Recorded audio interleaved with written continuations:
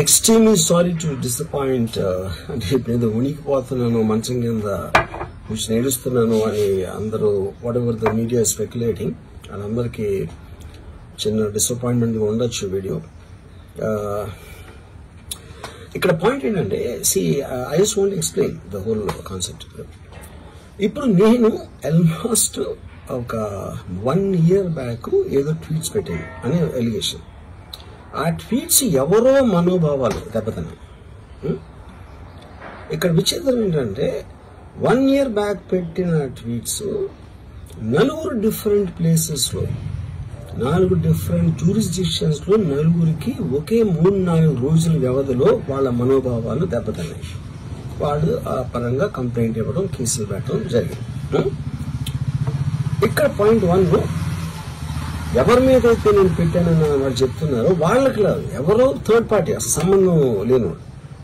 ఆ కాంటెక్స్ట్ లో అసలు ఈ కేసు ఎలాగా ఈ సెక్షన్స్ ఎలా వర్తిస్తాయి అనేది అప్పుడు ఆబ్వియస్ గా నాకు వచ్చే అనుమానం కానీ నాకు కానీ నా మనుషులు కానీ ఇది ఒక పర్సిక్యూషన్ చేయటానికి ఒక పద్ధతి ప్రకారం ఉన్న ఎలవబుల్ లాస్ ని వాడుతున్నారా, లేకపోతే ఇప్పుడు వరల్డ్ ఓవర్ ఒక ఫినామినా ఏం జరుగుతుందంటే పొలిటికల్ పార్టీస్ వాళ్ళు they are weaponising the systems of the police. అది అమెరికాలో జరుగుతుంది, యూరోప్ లో జరుగుతుంది, ఇక్కడ కూడా జరుగుతుంది. అప్పుడు నేను ఏ ఒక్క వ్యక్తిని ఒక పోలీస్ ఆఫీసర్ని కానీ ఒక పొలిటికల్ పర్సన్ కానీ నేను బ్లేమ్ చేయట్లేదు. I think it happens in certain ఒక ఏమంటారు దాన్ని ఒక వే.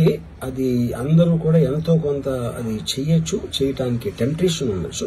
But eventually there is the law of the land which will take the final call. So అది that I completely agree, believe in that and I abide by that as a citizen.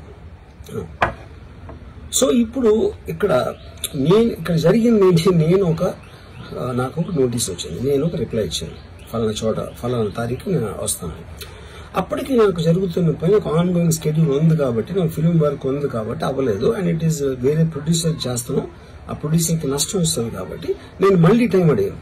ఇదేంటి case, ఇదేం urgent case అంటే 1 year తర్వాత tweet చూసిన అతనికి 1 week లో అన్ని అయిపోవాలనేది ఏమన్నా మీనింగ్ ఉంటుంది అసలు దానికి?